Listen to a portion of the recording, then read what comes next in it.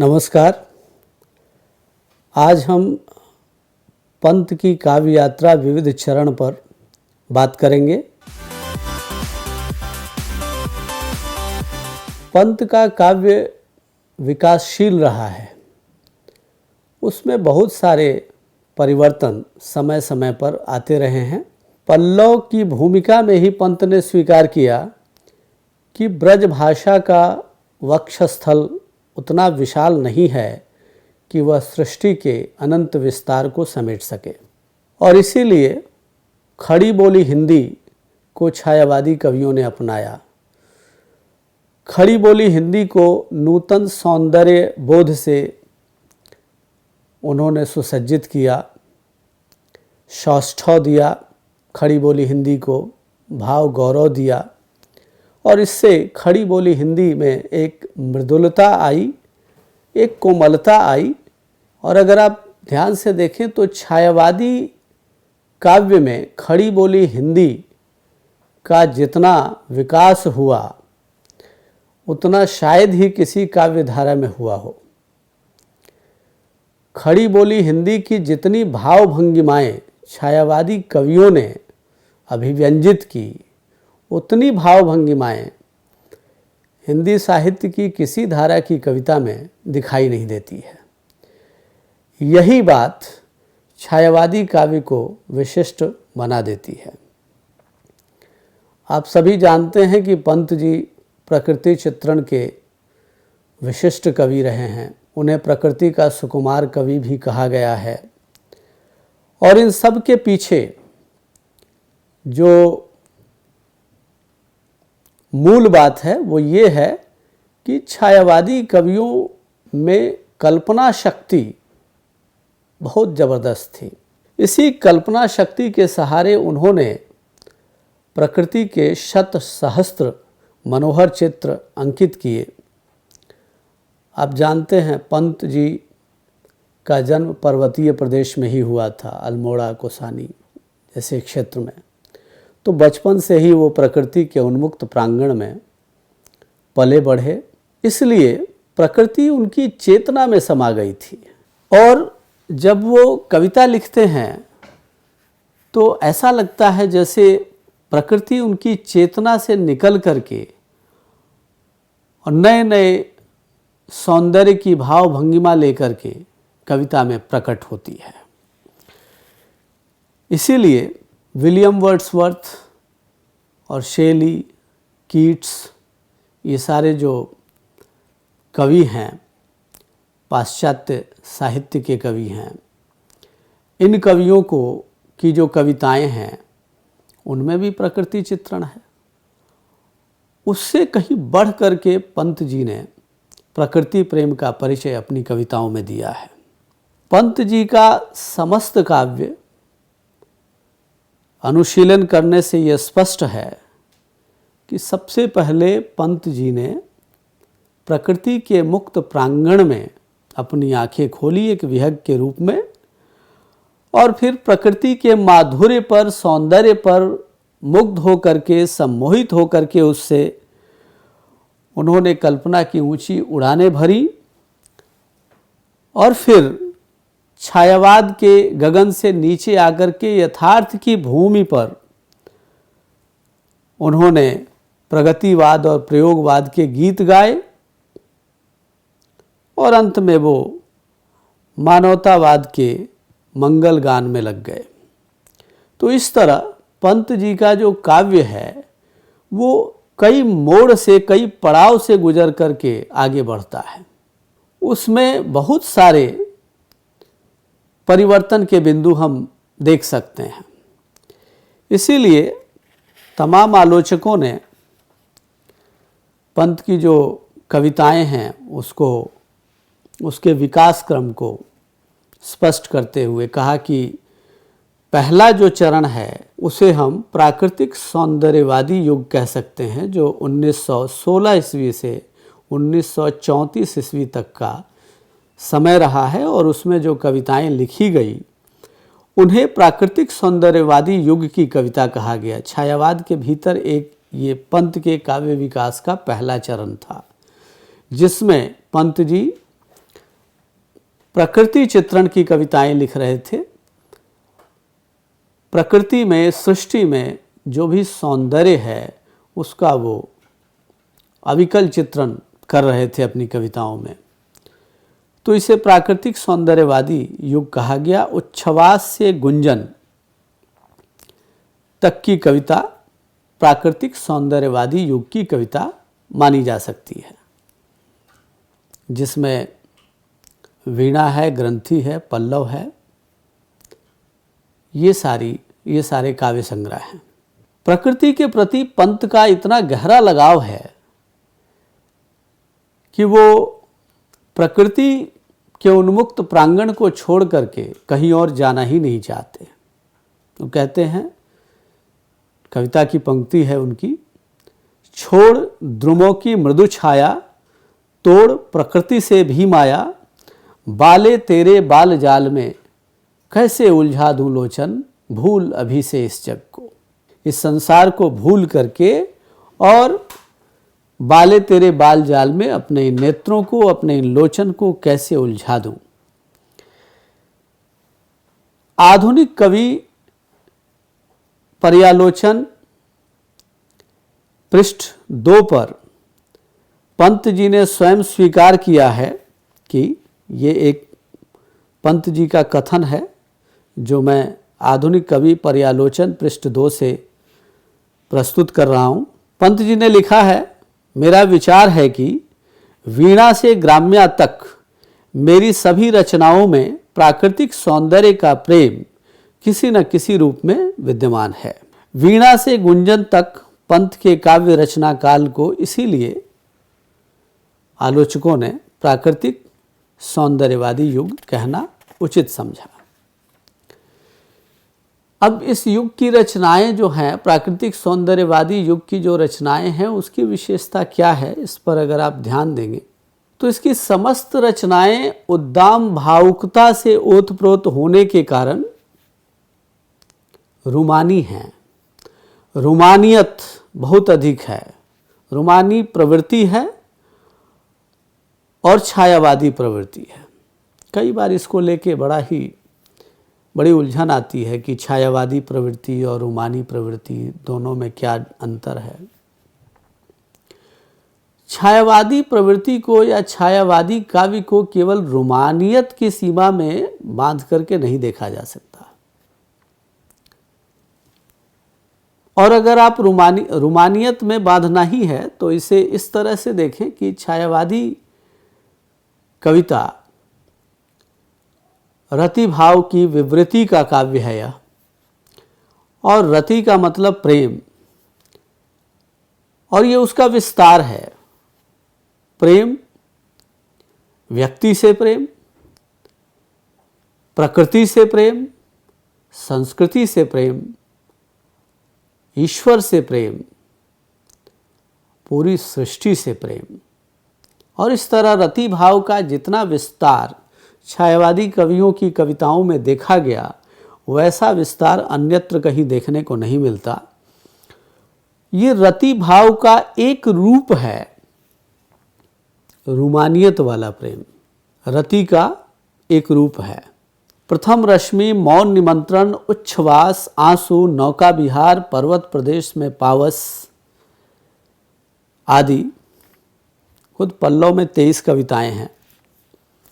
और ये सारी जो कविताएं हैं, इन कविताओं में प्रकृति का जैसा सुंदर चित्रण पंत जी ने किया है, वैसी कविताएं ढूंढना मुश्किल है, बहुत कम है। प्रकृति चित्रण की उतनी सुंदर कविताएं बहुत ही कम हैं, दुर्लभ हैं। चाहे आप पर्वत प्रदेश में पावस कविता उठा लें, जिसमें लो पाले उठी उठा लंगर, मृदु मंद मंद मंथर मंथर, लघुतरणी हंस निसी सुंदर, तिर रही खोल पालों के पर। और सैकत सैया पर दुग्ध धवल, तनवंगी गंगा ग्रीष्म बिरल, लेटी है श्रांत क्लांत निश्चल, साड़ी की सिकुड़न सी जिस पर, शशि की रेशमी विभा से भर। ये जो सौंदर्य का एक बेबाक चित्रण है, जो इतना सौंदर्य की जो नूतन भंगिमाएं हैं, जो उसमें सूक्ष्मता है, जो संश्लिष्टता है, वह छायावादी काव्य की एकमात्र विशेषता है, जो पंत के प्रथम चरण की कविताओं में खास करके देखी जा सकती है। नौका विहार कविता और पर्वत प्रदेश में पावस कविता इस रूप में बहुत खास है। पर्वत प्रदेश में पावस कविता में पावस ऋतु थी पर्वत प्रदेश, पल पल परिवर्तित प्रकृति वेश, मेखलाकार पर्वत अपार, अपने सहस्त्र दृग सुमन फाड़, अवलोक रहा है बार बार। कई बार ये देख के भ्रम हो जाता है कि ये केवल मानवीकरण अलंकार है, प्रकृति पर मानवीय भावों का आरोप है। ये हम एक अकादमिक पदों में, एकेडमिक टर्म्स में हम उसको बांधने की कोशिश करते हैं और उसको इतने में ही निपटा देते हैं कि ये मानवीकरण अलंकार है। लेकिन मैं यहाँ कहना चाहता हूँ कि ये केवल अलंकार नहीं है, ये छायावादी काव्य में प्रकृति को एक सजीव, एक चैतन्य रूप में कवि ने स्वीकार किया और मानव चेतना के साथ उस प्राकृतिक चेतना को मिला करके उसे एक संश्लिष्ट इकाई के रूप में चित्रित किया, जिसे आप प्रकृति का सृजनात्मक उपयोग कह सकते हैं। ये केवल प्रकृति चित्रण भर नहीं है। और पंत में जो एक भावुकता है प्रकृति को लेकर के, उस भावुकता ने कविता को और ज़्यादा, प्राकृतिक सौंदर्यवादी कविताओं को और ज़्यादा सुंदर बना दिया है। इस भावुकता की वजह से ही, इस लगाव की वजह से ही, या प्रकृति के प्रति सह संवेदना की वजह से ही ये कविताएं इतने सुंदर रूप में हिंदी साहित्य में उजागर हुई या आ पाई हैं। इसके बाद प्राकृतिक सौंदर्यवादी कविता युग के बाद पंत जी, धीरे धीरे पंत जी की काव्य धारा का विकास और हुआ और उसमें अब यथार्थ की ओर पंत जी मुड़ने लगे। और जिसे 1935 ईस्वी से 1945 ईस्वी तक ये कह सकते हैं कि ये पंत जी के काव्य विकास क्रम का काव्य विकास का दूसरा चरण रहा, जिसे आप यथार्थवादी युग भी कह सकते हैं। तो इसमें युगांत हुआ, युगवाणी, ग्राम्या, ये काव्य संग्रह हैं।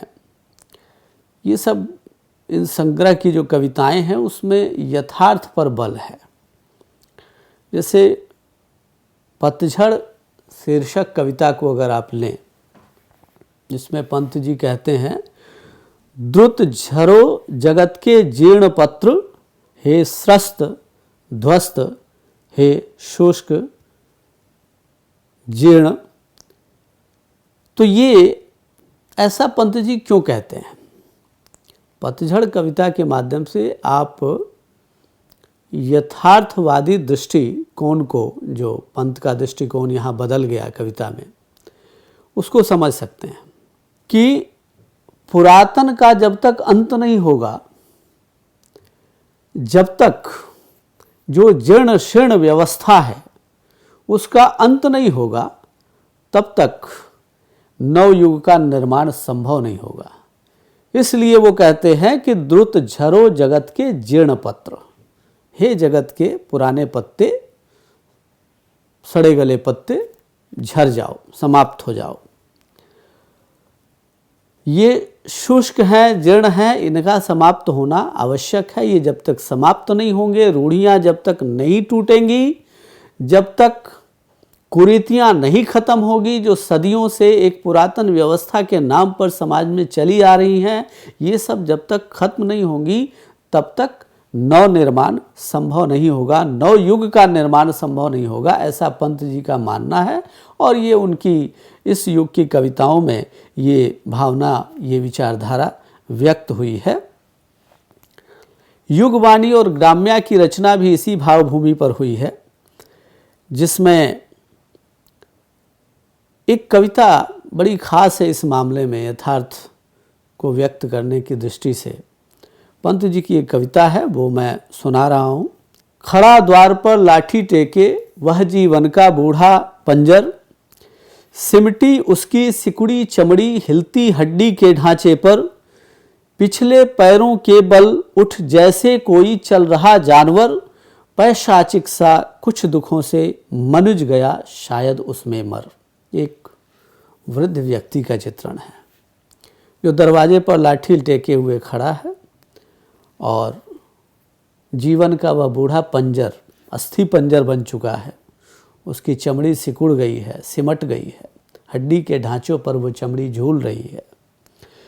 पिछले पैरों के बल पर ऐसे चल रहा है जैसे कोई जानवर चल रहा हो, और दुख से वो पैशाचिक सा दिख रहा है। ऐसा लगता है जैसे उसके अंदर का मनुष्य मर गया है। ये है यथार्थ चेतना। आपको याद होगा निराला जी ने भिक्षुक कविता लिखी थी, उस कविता से इसको मिला करके आप देखें। खड़ा द्वार पर लाठी टेके और निराला की भिक्षुक कविता, वह आता दो टूक कलेजे के करता पछताता पथ पर आता। दोनों को मिला करके देखें, आपको पता चलेगा कि जो यथार्थवादी चेतना निराला के भिक्षुक में दिखाई पड़ती है, वही यथार्थ चेतना, उसी तरह की यथार्थ चेतना पंत जी की इस कविता में दिखाई पड़ती है। और यथार्थ युग की कविताओं पर किसी वाद विशेष का प्रभाव नहीं है। ये सीधी सीधी बात है कि जब भावुकता ज़्यादा थी तो प्रकृति के प्रत्येक कोने में उनको सौंदर्य दिखाई पड़ता था, सुंदरता दिखाई पड़ती थी। पूरे सृष्टि में उनको सुंदरता दिखाई पड़ी और प्रकृति के शत सहस्त्र चित्र पंत जी ने उकेरे जो बेमिसाल कविताएं बन के रह गई। और जब धीरे धीरे भावुकता का जो आवेग है वो कम हुआ तो उनकी कविता में यथार्थ चेतना आई। और यथार्थवादी युग जिसको आप कहते हैं, उसमें अगर आप देखेंगे तो पूरी छायावादी कविता में ये बात दिखाई पड़ती है कि छायावादी कवि रूढ़ियों के प्रति उनमें तीव्र विद्रोह का भाव है और नव निर्माण का आह्वान करते हैं। वो प्रकृति का केवल कोमल रूप आपको देखने को मिलेगा पंत में पहले, लेकिन बाद में धीरे धीरे जब यथार्थवादी चेतना में आए तो प्रकृति के कठोर रूप, धूम धुआरे काजर कारे हम ही विकरारे बादर, मदन रार के वीर बहादुर पावस के उड़ते फनिधर। ये वैसी कविता नहीं है जैसे पहले कविता लिखते थे पंत जी। ये थोड़ा सा उससे इसमें परुषता है, परुष है, कठोरता है। तो ये धीरे धीरे यथार्थ चेतना। और यथार्थवादी चेतना के बाद जो उनके काव्य का विकास होता है, धीरे धीरे और कविता एक और मोड़ लेती है, एक और पड़ाव पे आती है। जब कवि गांधी दर्शन से, अरविंद दर्शन से प्रभावित होता है, शोषण और अन्याय से मुक्ति की आकांक्षा उसके मन में आती है, क्रांति और विनाश के बाद नव सृजन का संदेश देता है कवि।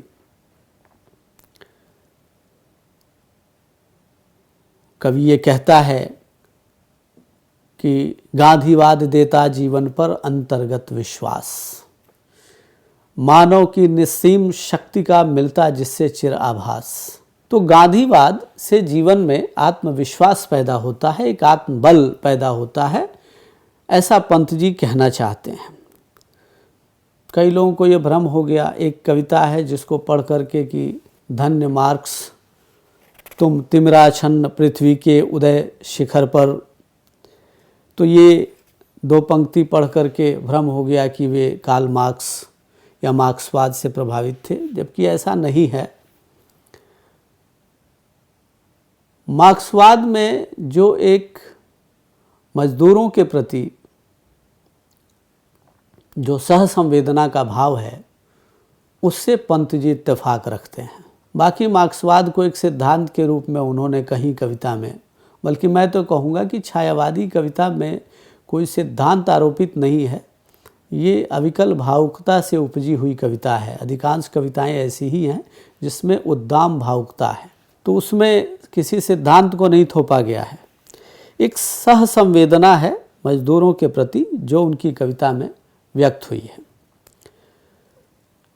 ग्राम्य की रचनाएं ग्राम्य जीवन का यथार्थ चित्रण प्रस्तुत करती हैं। चरखा गीत महात्मा जी के प्रति, राष्ट्रगान, अहिंसा, बापू के प्रति आदि कविताएं जो है इन सब में यथार्थ चेतना आप देख सकते हैं। और अरविंद दर्शन, हालांकि उन्होंने, पंत जी ने अरविंद दर्शन को नाकाफ़ी बताया, अपर्याप्त बताया कि मानव की, विश्व मानव की जितनी समस्याएं हैं उन समस्याओं का समाधान केवल अरविंद दर्शन से संभव नहीं है। यद्यपि कि वो अरविंद दर्शन से पंत जी बहुत प्रभावित रहे हैं, उसका प्रभाव रहा है। स्वर्ण किरण, स्वर्ण धूलि, अतिमा, वाणी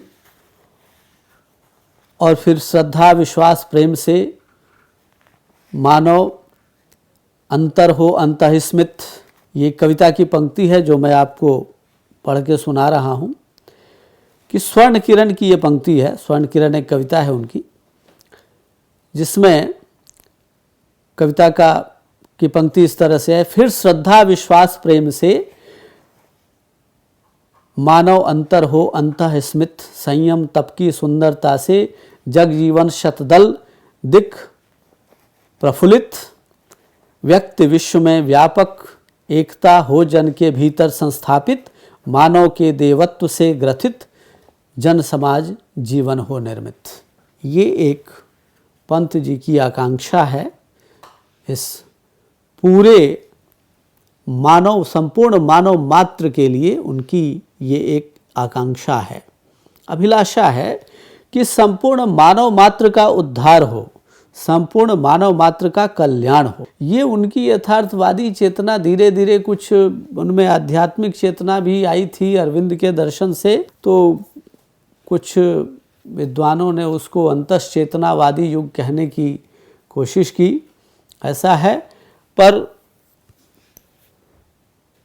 ऐसा कभी नहीं हो सकता कि किसी कविता में, कोई भी कविता आप छायावाद की उठा लें तो वहाँ पे चेतना के, बहिश्चेतना और अंतश्चेतना जैसा कोई फर्क, कोई भेद नज़र आए। कब अंतर की चेतना बाहर की चेतना से घुल मिल जाती है, उनकी आवाजाही होती रहती है, तो उसमें इस आधार पे युग बताना कि अंतश्चेतनावादी युग, ऐसा नहीं है।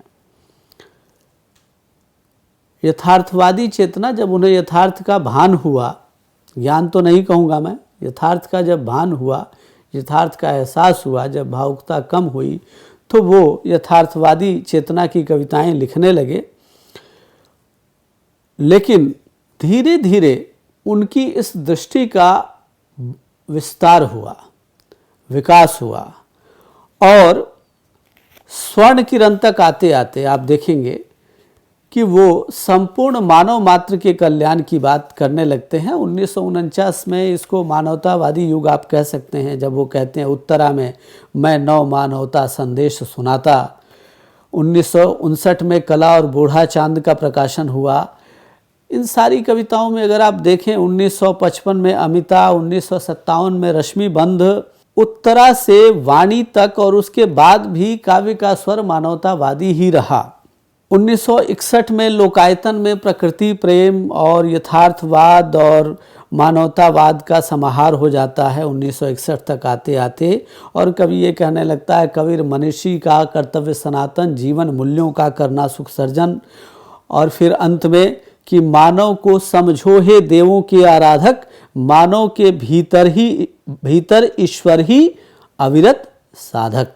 तो अगर आप देखेंगे तो मानवतावादी युग तक पहुंचते हैं। ये उनकी कविताओं का पर्यवसान हो जाता है। यहाँ पर ये विकास का क्रम है, और मूलतः ये जितनी कविताएं हैं, आस्था और लोक मंगल की कामना, ये पंत के समस्त काव्य की केंद्रीय संवेदना है, ऐसा हम निष्कर्ष के रूप में कह सकते हैं। पंत के काव्य के विकास का पहला चरण अगर प्राकृतिक सौंदर्यवादी है, और फिर कवि यथार्थवाद की ओर मुड़ जाता है, यथार्थ की तरफ, यथार्थवादी युग, तो अंत तक आते आते कवि जो है वो मानव के प्रति प्रतिबद्ध हो जाता है, मानवता का संदेश देने लगता है। और इसीलिए कवि कहता है कि मानव को समझो हे देवों की आराधक, मानव के भीतर ईश्वर ही अविरत साधक, अर्थात आस्था और लोक मंगल की कामना ही पंथ के समस्त काव्य की केंद्रीय संवेदना है।